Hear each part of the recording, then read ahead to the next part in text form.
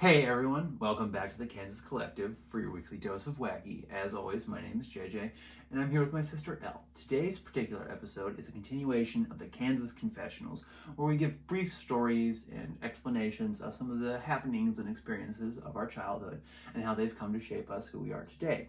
Today's particular episode will focus on our family home, which we have dubbed the home that built us.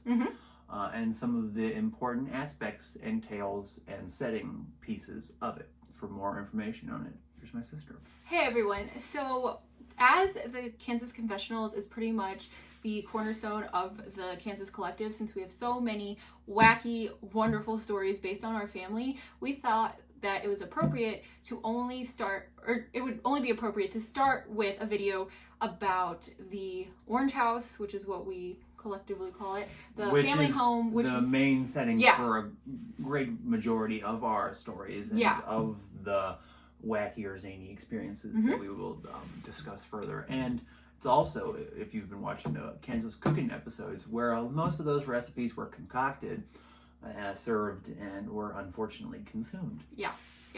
And a lot of our relatives over the years have lived at this house, great-grandmothers, grandfathers, great-grandfathers, aunts, uncles, cousins. I was born not at the house, at the hospital. I mean, it would be truly Kansas if I was born at the house. But yeah, I was first raised in this house with my parents, and so many people have lived in this house. So many memories, so many stories from this house.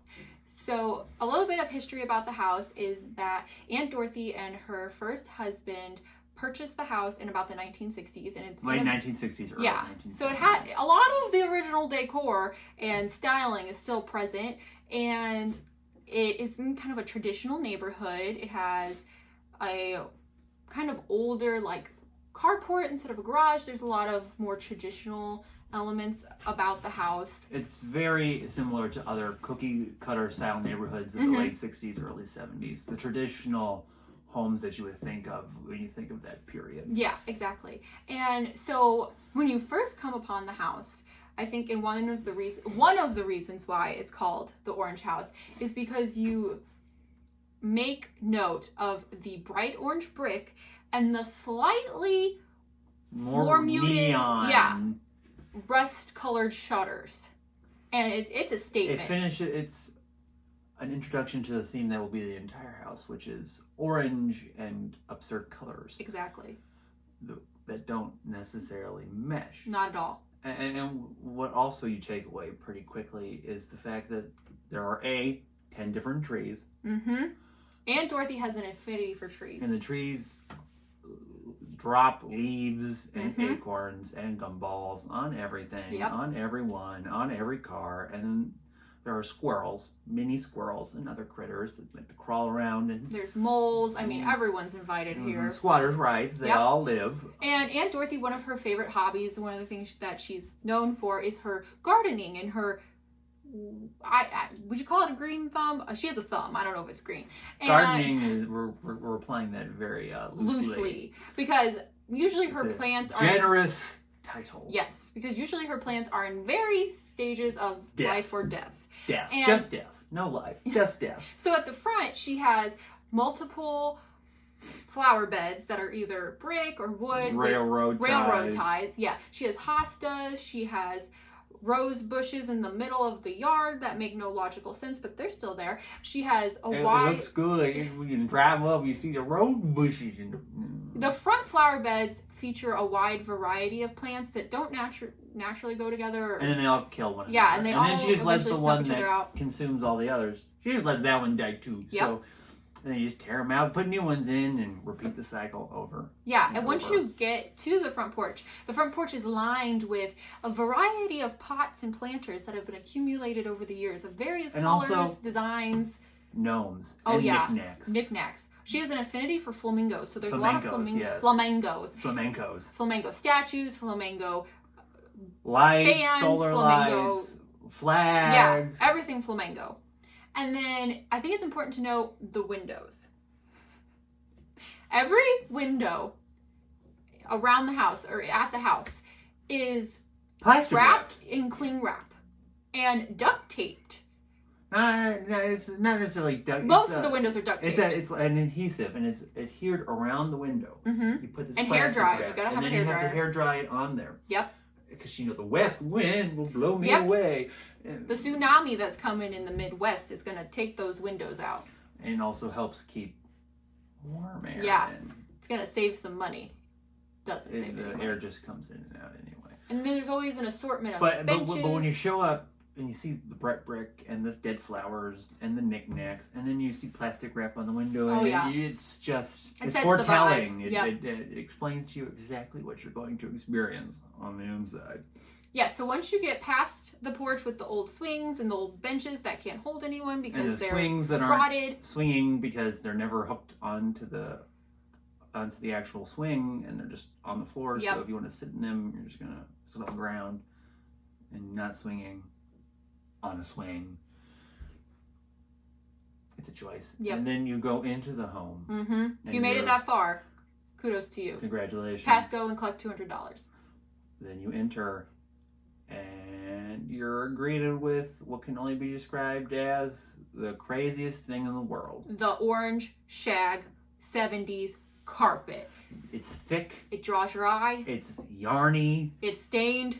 It's dingy Ugh. and dusty and dirty and has dander and dead skin, and it's something. Mm-hmm. And it's heavy. Yes. So, oh my gosh. And you can't use just any vacuum on it because it'll kill most vacuums. The Roomba died. Yep. Roomba is dead. Roomba ran away. Roomba is in the witness protection program. Roomba will be the first Terminator because it died on this carpet. And you have to use a Spurton vacuum Yeah, this special 1950s rainbow. that you fill it up with water, and then the water attracts the And dust. You have to schlep it up the stair. It's a whole process. It takes half a day. And then to match the lovely orange shag yarny carpet, you have to paint all your walls a different color. A different color. So bright, chalky, not matte or eggshell or Mm-mm. nicely finished, but bright chocolate white in the living with room, popcorn ceilings. in the hallway, stark baby blue in the kitchen, Mm-hmm. turquoise, and which has been painted over with white, but the turquoise still bleeds through, Mm-hmm. and green and floral print in the master bedroom, which also has burnt orange carpet. Mm-hmm. Not just orange, it's burnt orange. It's an orange and maroony color. Yeah, it's a slightly That's different. also, but it's the Very same, like, noticeable distinction, though. just like a line of demarcation. And it's also yarny and thick and not right. And all of these rooms have coordinating wallpapers, floral wallpapers from the 1980s. That are strange. Yeah, and questionable. dingy and Yep. turning brown. Yep. And don't match anything. Nope. Even the colors in the room that they were supposed to coordinate with, they don't. Mm-mm. And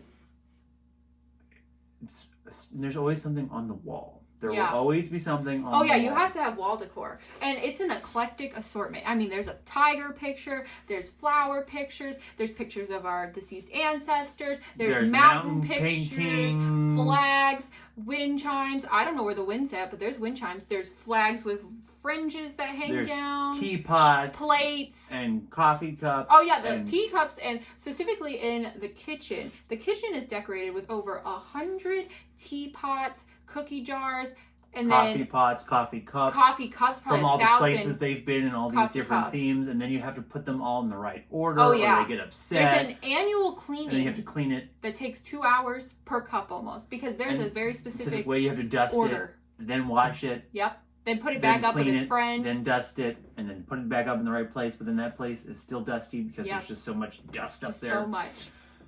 And the kitchen doesn't have carpet. It has a green and khaki tile, but then it also has a faux marble countertop, Which two is different ones. Speckled blue. Yeah, one speckled blue, one speckled gray. There's a white fridge to top it all and off. dark wood, but not like a natural No. wood color. It's almost like a cocoa color. Yeah, and then there's about 4 different microwave carts that do not hold microwaves. Because, And then they don't match one another. and then They there's just sit window there. stickers. It's a And whole. then cheap plastic tablecloths. Oh yeah. But you always have to have a tablecloth. Always. They always have to be themed tablecloths. Because you can't just have a regular tablecloth. What's the point? No. You have to have a themed tablecloth, and it can't be a nice tablecloth. You need to have the plastic, dirty, flimsy, cheap, papery ones, because, it might get ruined. And why buy a tablecloth if it's just going to get ruined? With this one, you just throw it away and move it around, and no one will ever see. And then the kitchen, or not the kitchen, the living room, once you, move through the house, has a random assortment of furniture that has been accumulated over the years.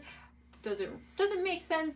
Doesn't match. No. There's a flower chair that's been there 20 years that you probably shouldn't sit in. 20, 40. Because it's got a layer of dust. It was once cream, now it's brown. Very questionable. It's just a lot. And then the bathroom, the main bathroom on the first floor, also has its multiple themes. Old, eclectic. Unique. It's Cape Cod. Yes. Day at the Florida beach. Yep.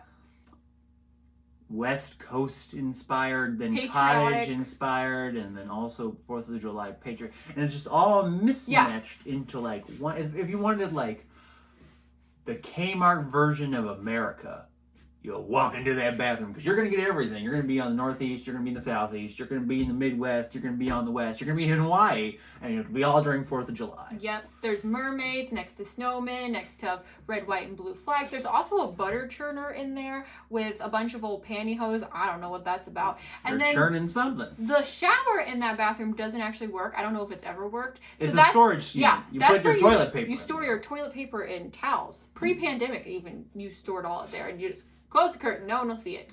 And I think it's also important that we talk about the closets in the house, because this house, especially for its age, has a crazy amount of closets. An absurd, almost to the point of being obscene amount of just random cubby holes, different storage slots, like places just you open up and you expect like something to pop out at you. And every single one is stuffed to the brim with random stuff. It's not unorganized.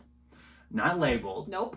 Not in order. Nope. Just you buy it, you open it, goes, that seems like the corresponding closet. You throw it in there and you shut the door. In the living room, there's a really weirdly placed closet in the corner. That's like a coat closet. Yeah. Where you're supposed to intended open to be it a up coat closet. and you're supposed to hang like your regular winter coats, and then there's a place for like your heavier formal winter coats, and then there's the slot to go to Narnia.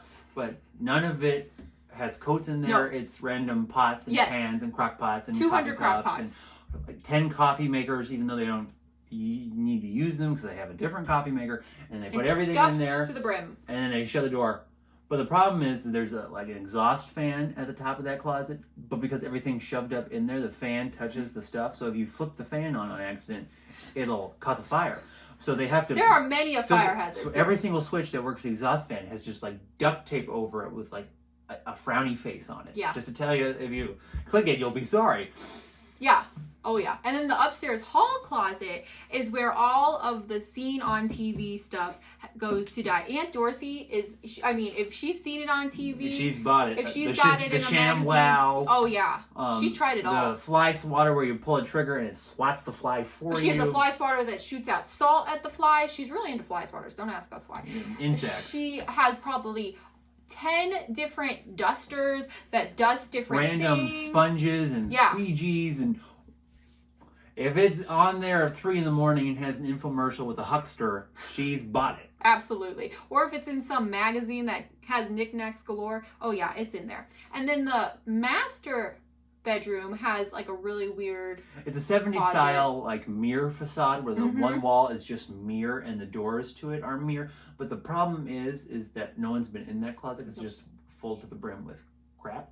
And so the doors to the wall are off and on their side, and there's just like spewing out of it. Yep. And then the mirrors themselves haven't been cleaned in 30 years. So you can't even see yourself in it. It looks like you're like at a carnival looking in a magic mirror because it's just like frosted and like broken into weird angles. So you seem like you're like this tall. And all the other two closets that are upstairs also have a random assortment of things. Well, toys for a dog they don't have. The one in the other room, none of the closets are the doors on the closet, whether they're like sliding doors or regular handle turn pull open doors. None of them are on their hinges or on the runners. They're just like slotted on gone the off side. course. They're falling over. So you really don't have a closet door. Nope. Everything just like, well, hang it in there, shove it in there. It's good to go. It's past the line that separates the closet from the room. It's good enough. Right. It's just a lot. But the king of all closets is in the basement. lives in the for basement. More on the basement, you should know that the basement, when they bought the house, was just a roughed out, concrete padded space with no wall or no particle board, no wall, no beams. It was just the HVAC system, the venting for the HVAC system, and that was it. There was no water, there was no sewer, and there was no electricity.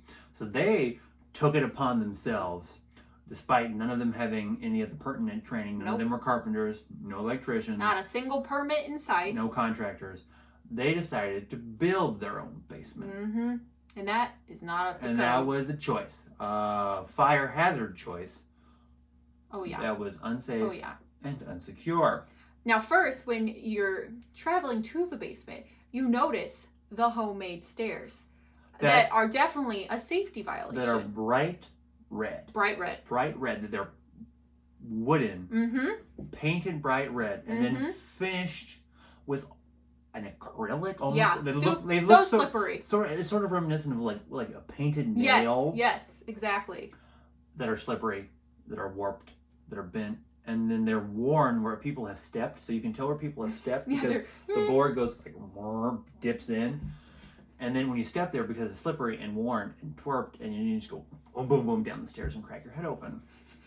Happened to this one. Anyway, so it's adorned with some wooden panels and a popcorn ceiling, which... Everything has a popcorn ceiling. No. The basement has a very special ceiling. Well, everything has popcorn ceiling and popcorn walls. There's always a popcorn material. Yes. They just bought the popcorn material and then just went staple, and voila. And so when you get down to the basement, what you notice first is that in the one living area, it's like the old-fashioned wood paneling that you would like see in cheap 80s shows, where they just put the paneling on the wall and then they just staple the paneling. Yep. And then they popcorn the rest of it. And then the floor is like this rough, like tweed, like almost like straw carpet that was originally white but now is gray with just speckles, like almost like a confetti-esque. I mean, and it's scratchy. It'll give you a real nice burn real quick. Random color. There's just like a dot of red and blue and green, a dot of yellow, pink, and orange. It's just everywhere. Yep. And it's uneven and inconsistent, and I think they put the speckles in themselves. And then on the ceiling, instead of getting ceiling tile or properly insulating the ceiling, which has now live electrical wires and pipes, they got styrofoam panels and then definite fire hazard. Slotted up some of them are duct taped. The different styrofoam panels next to one another. But because there's no force holding them together, they begin to crack and droop and bend. So you take your hammer and nail and you just hammer it in and hope it doesn't fall down. Or you tape it if you're in that kind of mood. And then all the furniture is... Well, first you notice that there's two like 60-inch flat screen TVs, because I mean you gotta have every sports game on. Yeah, you what can't are you miss gonna do when the hockey event. game's on one and the basketball game's on the other one, but then you have to listen to the baseball game on the radio, and the race you have to have one on your phone. You gotta make sure everything's on. And then the living room, the furniture is comprised of a series of chairs. We have two like sitting chairs from the 60s. They're like bucket chairs. They're like plasticky material. And then they're red and black and a bright red. The red almost matches the stairs. Red's the theme. And then you have two rocking chairs, a cheap plasticky like 2x4 one that rocks not well, and then the old one was like, this was my grandpappy's. He used to sit on it when he sat on his porch, and it reminds me of the good old days when I could drink my wine and grandpappy. That's worn and dingy but heavy. Yeah. And every time you sit on it, you think you're gonna rock back and knock someone out. And then there's 4 or 5 different recliners. Yeah, 4 or 5 different recliners that are various shades of tan and brown. From each of but they would do the first they get a set, a chair set. Yeah, like a furniture set, like a couch and a love seat and a recliner. They have that upstairs. Once they no longer want it upstairs, they get rid of the couch, but they take the love seat and the recliner, and then they just move it downstairs. Yeah. And then you rinse and repeat 4 or 5 times. Yep. And now you just have 4 or 5 random love seats and recliners just smushed into next to one another downstairs. You barely walk. It's a puzzle. Next to that is the sewing space. Oh, wait, no. You have to talk about the piece de la resistance. Resistance, I'm French. That takes up the room, which is the shelf of the Christmas villages that is kept up 24/7, 365 days a year. And they're always lit. There's a whole story. There's a whole village. I mean, it's multiple like shelves. that little knickknack is little Timmy. He's going from the sheriff's department or like the police station to the church, and he has his newspapers with him because he's from this house over there that works for this, and it's all based off an English village that doesn't exist. And then it's up all year, and the fake snow is like fake felt that's just stapled to a bookshelf that this all sits on. And then you go into the sewing space. Yeah, and the sewing space is separated by one of the support poles that is from the original basement mock-up, which Aunt Dorothy calls her stripper pole, which is also painted like a lacquer red, so that's really nice. And then that's where the sewing space is. And then there's just shelves of fabric, and they're random pieces of fabric, and the fabric isn't all that nice. Probably on sale. Random colors, and they're just mishmashed, and none of it has ever been used to make anything, because she will start something and then say, oh, I'll get back to that, and it's been 45 years, and this baby blanket has not been made, and this person is a middle-aged man. Not a baby. And no longer needs a baby blanket. Nope. But she's like, oh, I'll make it for your child. Oh, you already have a child that's older enough than a baby blanket? I'll make it for your dog's child. It'll happen eventually, and then that baby blanket never be made. And then the sewing space is also accompanied by a small like kitchenette, even though none of the kitchenette actually works. The sink doesn't work, but that's where they keep their Kahlua. They have their priorities. Yeah, important places. And then there's the roughed-in cellar that's underneath the stairs that reminds you of like redneck Harry Potter. Yep. Where it's just like Vienna sausages and mayo back there. Yep, in bulk. Plus about 100 different kinds of store-bought cake mix and Jell-O mix, because I mean you can't go without the staples. You can't have without the cake mix and the Jell-O mix. Everyone's got to have a different flavor. And then across from there is the L-shaped bathroom that they put in and roughed in themselves, and none of them are plumbers, so it leaks and there's mold and it always makes a mess. And in order to like balance the shower, because the shower sits a little bit above the floor, in order to make sure it was balanced and even, because they had been drinking a lot of beer whilst they were putting the bathroom in, they just used the beer caps from the beer bottles and stacked them up and set everything on top of that, and then set it on top, because professionally made bathrooms. That's why there's also, this is where the washer and dryer also live. I mean, the washer and dryer, that is the most problematic things I've ever. It always fails because all the electrical work and the piping work and the plumbing work was all done by unskilled rubes that were inebriated. Yep. So anytime you try to plug anything in, it messes it up, because these washers and dryers are made for coded, professionally made, well maintained. But don't worry, piping and electrical. They get reused, because she has kept all the old washers on the carport. Even one from the 30s. Yeah, even one that was our great-great-grandmother's. That doesn't plug into anything. Work. You would have washed with a rock. You fill it with water, and then you wash it in there, and then you just dump it. And then she just leaves it out there and fills it with garden utensils. Yeah, that's where she stores her shelving garden utensils. On the carport. So then on the other side of the bathroom, there's a bookshelf where she keeps her random assortment of Amish love stories, autobiographies, encyclopedias. James Patterson novels. Yeah, Dan Brown. Tom Clancy, spy novels. Across from that lies the closet from hell. Now this closet, prior to about a month ago, Aunt Dorothy had not been in for 20 years. I am fully convinced that this is where Sasquatch has been. This is where Bigfoot has been, in this closet, because she just continuously threw things in there. She didn't even know what was in there. You opened the door, there was an avalanche, we barely survived, there was so much stuff, probably 100 different quotes of 100 different people we didn't know. And shoes. Various styles. Brand new boxes of shoes. It was like a treasure hunt. 100,000 Afghans, but you can't get rid of this Afghan, because this Afghan is green and pink, and they didn't have that in the old days. And like, it was made for me by a church friend who was a friend of my mother's, who was like 87, and she made it for me, and it's the last Afghan she ever made, and it means so much to me, but I can't get rid of it, even though I didn't even know it was in there, and I haven't seen it in 30 years, because this one lady who I kind of knew, like by 2 or 3 degrees of separation from 70 years ago, because she still means something to me. And then there are just like a row of typewriters. Yes. She did used to work at the Post-Dispatch and different newspapers. So she just brought home a bunch of typewriters. She could rival Tom Hanks. And they just sit there. Right. And then there's don't do anything. Boxes of pictures.